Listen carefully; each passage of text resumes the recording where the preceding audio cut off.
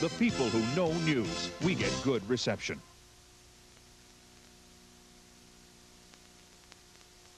WOWT now joins Nightwatch in progress.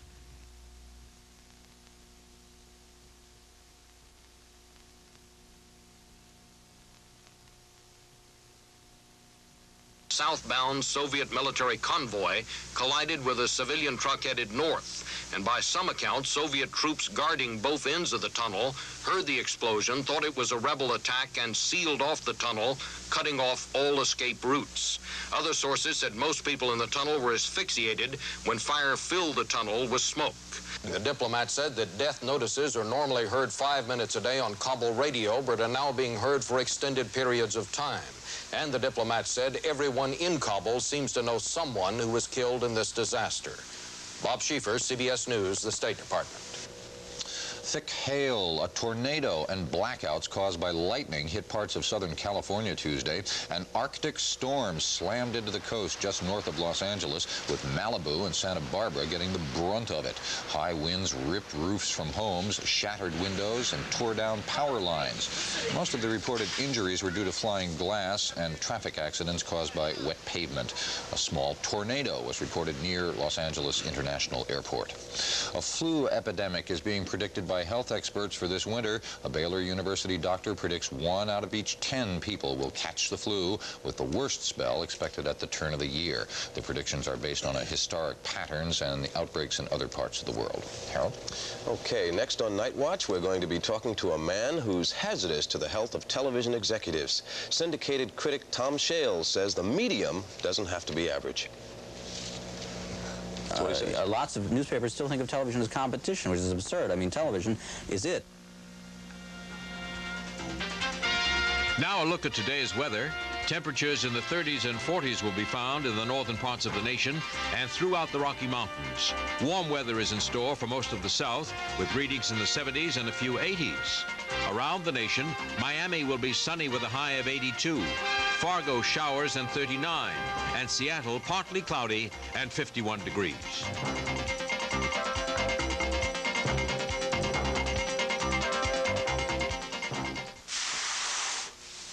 See this ugly yellow stain? That's what comes from cigar or cigarette smoke. Just think what smoking a pack a day, every day, could do to your teeth. But look, here's Topol, the smoker's tooth polish that helps remove all kinds of superficial tobacco stains. Topol starts to work immediately to clean your teeth and to help remove these stains. Just use Topol week after week and watch your teeth get brighter and brighter. Topol, the smoker's tooth polish, regular or with fluoride.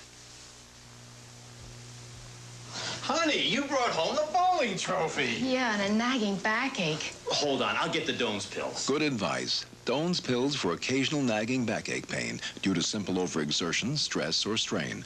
Taken as directed, this time-proven analgesic brings relief of minor backache pain for hours. Doan's pills make me feel like I do when I bowl a strike. Relieved.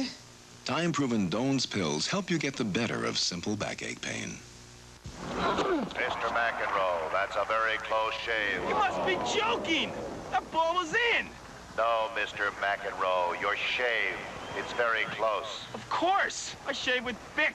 You earn millions and shave with a 20-cent Bic? Look, why pay more for fancy handles and tricky tops when I get lots of close shaves with Bic? Advantage McEnroe. He's right.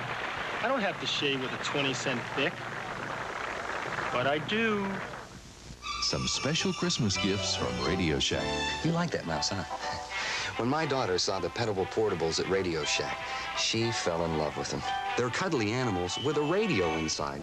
There's a lovable cat, a Pekingese, a raccoon, and a white terrier, a country mouse, and a chow dog. A special gift for a very special little girl. The Petable Portable Radios, $12.95 to $15.95. Only at Radio Shack, your Christmas electronics store.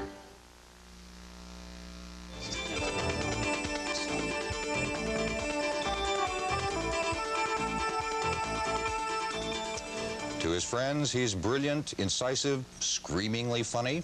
To his enemies, infuriating, cruel, unfair. He's Tom Shales, the TV critic of the Washington Post and the bane of the television industry. Now, that's not to say that Tom Shales doesn't like TV, because he admittedly does, which is why he gives it such a hard time.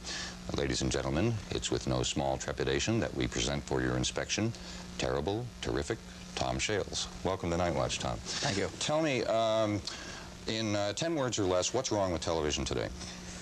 Everything. That's only one word. Okay. No, not everything. I think it has great potential. It may turn out to be something someday. In fact, this is a rather exciting time for television, because we're sort of between televisions. We're moving out of the so-called network era, when about all there was to watch was CBS, ABC, NBC, and into this technological explosion that everybody keeps writing about and reading about. And not everybody keeps seeing the benefits of yet, but we keep saying someday. You know, satellites and cable and video discs and every other manner of television manifestation. You complain quite a bit about the fact that TV is based on a profit motive, the economics of it, especially in the news area, I think. But shouldn't that be the way it is? I mean, isn't that the name of the game after all? Well, what, is that the 11th commandment or something? Thou shalt make money with television? I don't think so. I mean, that's the way it happens to be in this country. News now makes money. You know, years ago, news was something the networks did as good citizens. It was their public-spirited motive that brought us the news, and now they make money even on that. But is that, what's wrong with that? I mean, isn't that American business is predicated on the fact that you have to turn a profit or else you don't do it? Good heavens, yes. But there used to be areas of television time that they weren't required to turn a profit, and now it seems like there is hardly a nook or cranny left, whether it's 2:30 in the morning or whenever, that isn't expected to produce a little revenue. And it's just got, and of course when you do that, then it gets more competitive, and now we have maybe too much competition in network news. I mean, it's like Star Wars all the time. Well, look, now, we have Nightwatch here, and we're 4 hours a night. We go from 2 to 6 in the morning on the East Coast, and the reason, quite frankly, that they put us on was because they hoped they could make money. At the same time, before Nightwatch was on, there were maybe 6, 8, 10 CBS affiliates across the country that were on all night long. Now there are probably 65, I think. Doesn't that say, isn't that in fact a service, even though we are making money at it? It sounds like it, and if a public can be served by something that also makes money for CBS or ABC, that's fine. I'm not sure the public is served by most of what networks do and make money at doing. You say we're in between televisions, moving from one era, so to speak, into another. Do you think it was better before, in that era that we're moving out of now? It was much better at the beginning. About 15 years ago, it was much worse. You know, every show was Petticoat Junction and the Beverly Hillbillies. It goes up and down if we're talking about network prime time. When TV started, it was new and exciting, and it attracted the best people from all the other mediums. Now, what you see mainly on television is television people, and they've been born and bred on it, and they don't have a whole lot of experience in other fields, which contributes to it a certain mediocrity, I'm afraid.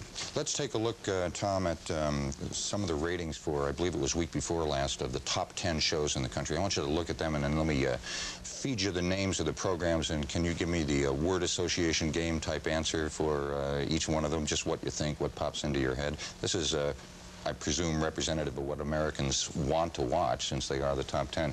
And let's see, well, Newhart. Dallas was #1. Yeah, we're seeing, there we go. Dallas #1. What about Dallas? Well, there's no accounting for taste. Dallas, gives the American people the thrill of seeing rich folks being miserable, which is what we like to think they are. Okay, let's see if we can do 1 or 2 words. Okay, really play Impossible. Impossible? 60 minutes. Bravo. MASH. It's great because it's a real life show that's in the top 10. MASH, unimpeachable. Knots Landing. Clone. Dynasty. Clone of a clone. #6. Clone to the second power. Newhart. A welcome throwback. Little Gloria II, Part 2.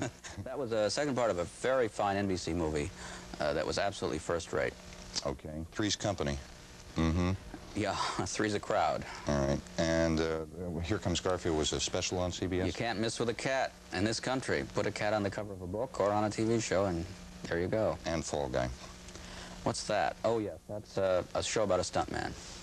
But what is harmless? But what does this tell us about America's viewing habits?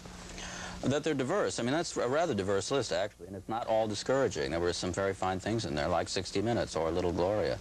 You even like commercials, I think, sometimes, don't you? I adore them, and they're so much more up to the minute than a lot of television. Let's take a break, and we'll talk about that when we come back. Okay. Tom Shales, TV critic for the Washington Post, our guest this morning on Night Watch. Don't go away.